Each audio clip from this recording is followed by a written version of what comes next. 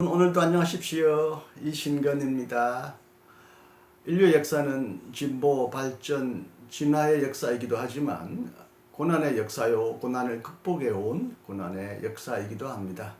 우리 그리스도인은 선하신 하나님이 이 세상을 선하게 아름답게 창조했다고 믿지만 창조 안에 들어와 있는 악, 고통, 고난의 문제도 결코 외면하지 않았습니다.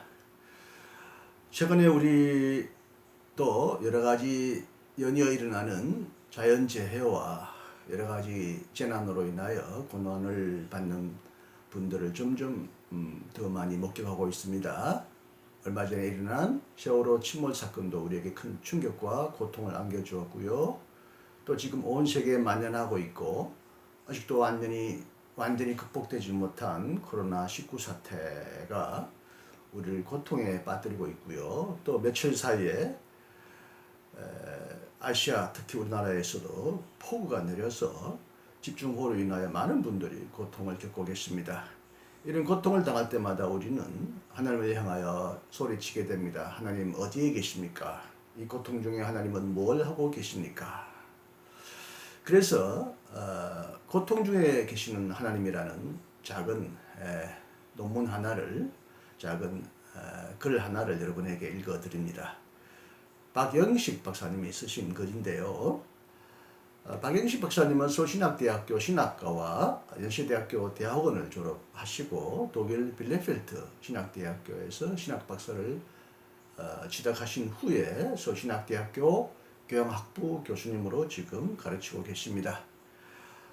지은 책으로는요, 고난과 하나님의 전능, 그날 하나님은 어디에 계셨는가, 창조의 신학이 있습니다. 특히 고난과 하나님의 전능과 그날 하나님은 어디 계셨나, 이 책은 세월호 침몰 사건 전후로 한국에서 일어난 끔찍한 자연재앙 속에서 하나님을 묻는, 이른바 하나님이 계시면 왜 세상에 고난과 악이 존재하는지에 관한 진지한 질문입니다. 특히 고난과 하나님의 전능, 이 책은 부피가 적지 않고 내용도 매우 알차서 고난과 악과 하나님의 정의, 전능에 관하여 쓰여진 한국 책으로서는 과거에도 그렇고 앞으로도 이보다 더 좋은 책이 나올 것 같지가 않습니다. 옮긴 책으로는요, 몰트만 자수전과 한스킹의 유대교, 이 두 책은 다 저와 함께 공력을 했습니다. 그 외에도 많은 논문과 작은 책이 있습니다. 박 박사님은 이 고난과 하나님의 전능, 그날 하나님은 어디에 계셨는가 하는 이 두 책 속에서 고난 속에서 하나님을 어떻게 신앙할 수 있는지, 고난과 하나님의 선하심과 전능에 관한 문제를 다루었는데, 그분이 쓰신 짧은 단편적인 글, 이 두 내용을 아주 압축적으로 요약한 글 한 편이 있어서 제가 그걸 그대로 목소리로 읽어드립니다. 제가 군더더기 없이 어떤 해석이나 평가 없이 이 책을 그대로 읽어드립니다. 혹시 영상을 못 보시는 분들은 운전 중에서 특히 목소리로, 음성으로 들려오는 소리에 귀를 기울여 주시면 도움이 되겠습니다. 예기치 못한 재난에 대해 그리스도인은 어떻게 생각해야 할까요? 또 고통당하는 친구에게 어떤 말을 할 수 있을까요? 전능하시고 선하신 하나님이 세상을 만드셨고 다스리시는데 왜 이 세상엔 이런 불행과 고통, 부조리와 악이 존재하는 것일까요? 신의 전능과 선함, 그리고 세상에 존재하는 악의 관계에 대한 논리적인 의문은 지금으로부터 약 2300년 전에 살았던 에피쿠로스라는 철학자로부터 시작되었다고 할 수 있습니다. 전능하신 하나님은 악을 없앨 수 있고 선하신 하나님은 악을 원하지 않을 텐데 왜 이 세상엔 악이 존재하느냐는 그의 물음에 그리스도교 신학자들은 지금까지 다양한 방식으로 답변해 왔습니다. 위대한 신학자 성 아우구스티누스로 대표되는 유형의 답변은 악을 새롭게 정의함으로써 악의 힘을 약화시키는 방식을 택했습니다. 우리가 악이라고 부르는 것은 선의 결핍일 뿐이고 실체가 아니라고 보았습니다. 선하신 하나님이 만드신 모든 것은 선합니다. 따라서 악은 피조물일 수 없습니다. 마치 그림자처럼 실체에 기생하는 그 무엇으로 양말에 난 구멍처럼 양말이라는 선이 결여된 상태를 의미한다고 보았습니다. 따라서 극단적으로 말하면 악은 없습니다. 다른 한편 우리가 악이라고 부르는 것은 궁극적으로 선을 이루기 위한 방편으로 여겼고 더 나아가 하나님이 행악자에게 내리는 벌로서 정의의 실현이라고 보았습니다. 또한 아우구스티누스는 이런 악들로 인해 하나님의 세상은 더 빛난다고 보았습니다. 결국 악은 하나님의 선을 이루고 장식하기 위한 도구에 불과한 것으로 이해되었습니다. 또 다른 유형의 대답은 하나님의 절대 주권을 강조하면서 하나님의 선함을 새롭게 정의합니다. 즉 하나님이 무엇을 하시든 하나님이 행하시는 모든 것은 다 선하다고 보기 때문에 우리에게 닥친 악, 예컨대 살해당함은 그것이 악한 것처럼 보인다고 하더라도 실제로는 선한 행위라고 주장합니다. 심지어 하나님이 우리를 지옥에 보내셔도 선하다고 합니다. 하나님의 선함과 우리 생각에 선하다는 것 사이에는 큰 간격이 있다고 보는 것이죠. 앞의 두 유형을 따라 신의 옳음을 변증하고자 했던 철학자 라이프 니츠는 가능한 것 중에 최상의 세계를 하나님이 만드셨기에 이 세상에 일어난 그 어떤 일도 최상의 선이라고 주장합니다. 선하시고 지혜로우신 하나님이 이 세상을 만드셨다면 만드실 수 있는 세계 중에 가장 좋은 세계를 만들지 않았겠느냐는 것이죠. 하지만 이런 식의 논리는 이 세상에 일어나는 엄청난 재난과 불행에 대해 하나님께 면죄부를 줄 뿐 실제 고통당하는 사람에게는 아무런 위안을 주지 못합니다. 되레 하나님이 잔인하고 자의적이며 폭력적인 존재처럼 느껴지게 합니다. 오늘날에는 하나님의 전능을 새롭게 정의하는 유형의 답변도 제시됩니다. 이미 13세기의 신학자 토마스 아퀴나스는 하나님의 전능을 비현실적인 거나 비논리적인 것을 행하는 능력으로 생각해서는 안 된다고 지적했습니다. 네모난 삼각형을 만드는 능력이나 일어난 일을 일어나지 않은 것으로 되돌리는 능력은 그리스도교가 말하는 하나님의 전능과 무관하다고 본 것입니다. 그렇다면 전능을 어떻게 이해해야 할까요? 전능은 만능과 구분할 필요가 있습니다.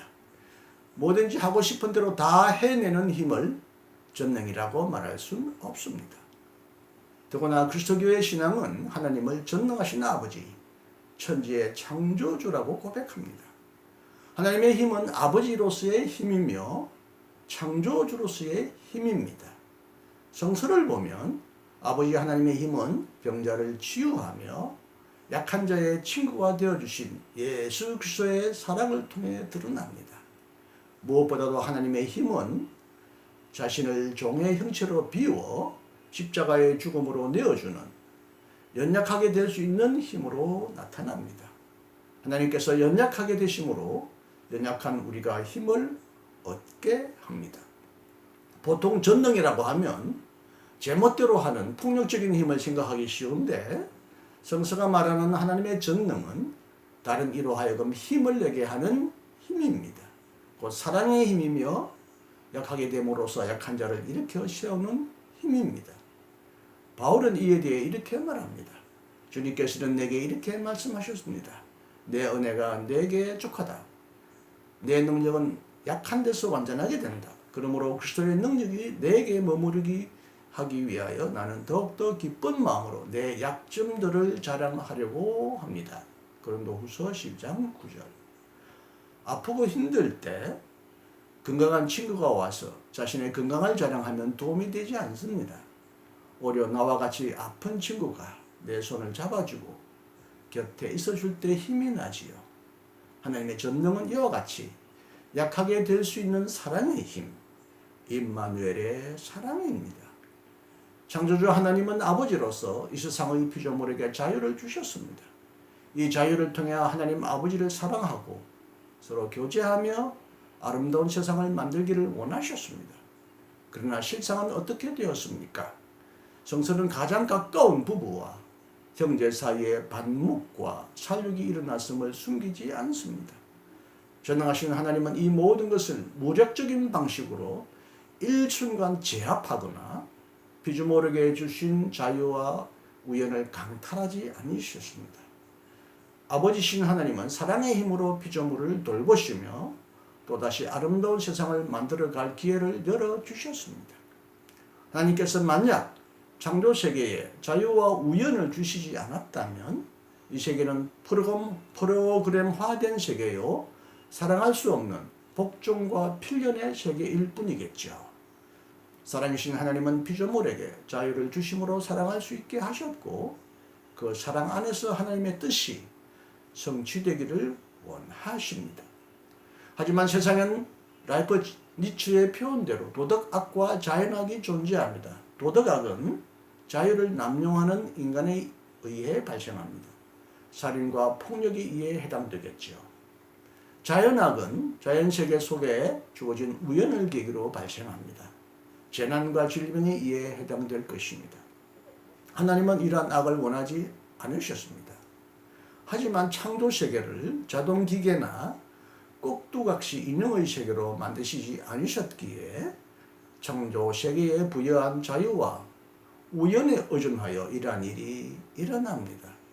하나님이 이를 원하신 것은 아니기에 이러한 악의 원인을 하나님께 돌릴 수는 없지만 아버지로서의 하나님은 세상에 일어나는 모든 일에 대해 스스로 책임을 짊어지십니다.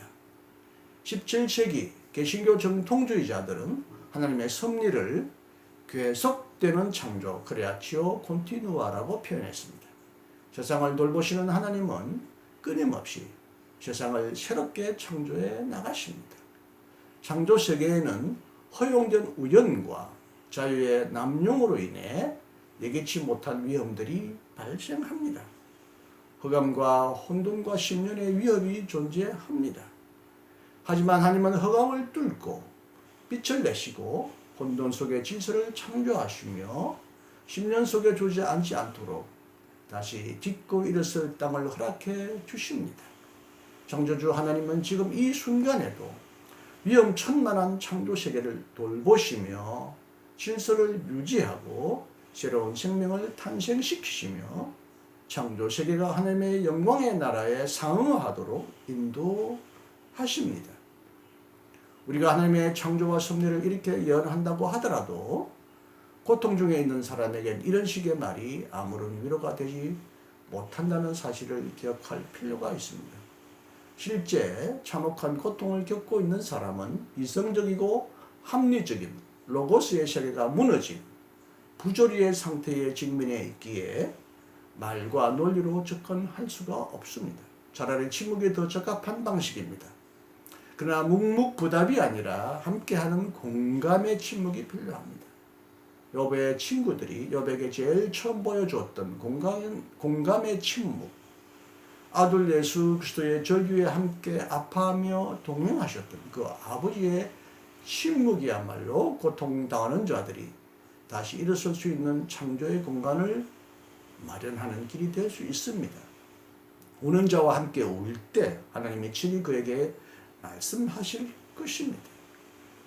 우리가 부조리한 고통 중에 신음할 때 하나님도 함께 아파하신다는 사실을 기억할 필요가 있습니다. 인간이 당하는 고통 중에 버림받는 고통, 아무도 알아주지 않는 고통이야말로 참으로 고통스러운 고통입니다. 하지만 하나님은 홀로 내버려 두지 않으십니다. 고통당하는 자의 아픔을 아시고 그를 품어주십니다. 버림받고 저주받은 아들의 죽음을 감내하신 하나님은 우리의 슬픔과 애통을 좋게 아십니다. 예수 그리스도를 다시 살리신 하나님은 이 세상의 부조리와 폭력에 희생된 자녀들을 다시 일으키실 것입니다. 그리고 하나님께서 모든 자의 눈에서 눈물을 닦아주시며 만물을 새롭게 하실 것입니다. 요한계시록 21장 1절부터 5절 말씀입니다. 이것이 그리스도인의 믿음입니다. 감사합니다. 고통과 고난이 많은 이 세상 속에서 평안과 행복을 늘 경험하시고 승리하시는 오늘 하루가 되기를 진심으로 기원합니다. 감사합니다. 안녕히 계십시오.